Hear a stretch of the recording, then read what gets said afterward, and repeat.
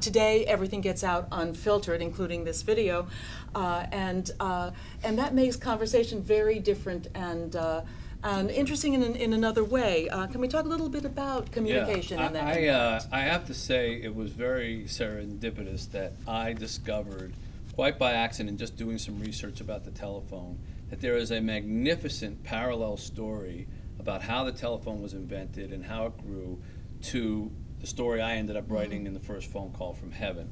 For example, when Alexander Graham Bell started to create his first concept of the telephone came when he was a teenager, and he was a piano player. And he discovered that if he sang a note, like an A note, near a piano, because he had perfect pitch, if he sang and that was an A, the string that was the A would vibrate.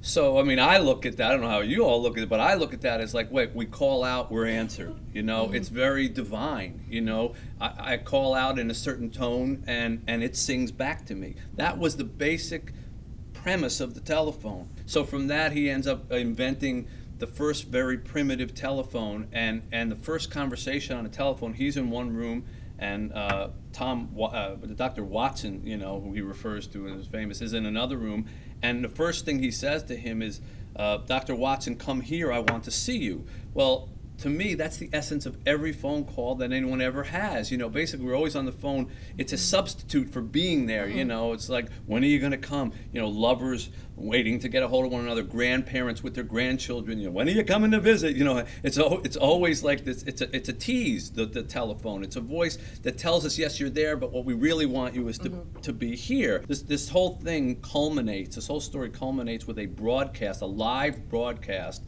of a call from heaven. You know, like the town is going to prove it, and this one woman, Catherine, she thinks she was the first to get this call from her sister. She asks her sister to call while the whole world is watching, and just before Christmas, they're on a stage in their town, and it's being broadcast to the whole world, and they're waiting for a phone to ring from heaven, and it happens, you know, and what happens when the whole world watches someone get a phone call from heaven? All that from singing into a piano string and hearing it come back, you know? I mean, isn't it the ultimate call and answer would be to call to heaven and have heaven respond to us? And isn't that what we do when we pray? And isn't that what we do when we ask for God's favor? And isn't that what we do at the very end of our life when we're about to go and we say, please, please take care of me, you know? And you wait to hear the A note coming back to you, you know? So, I mean, I don't know, for me that's like falling into clover. And you know, I couldn't write this book fast enough when all that was going on. It ended up being my longest book ever because there was just so much stuff to cultivate.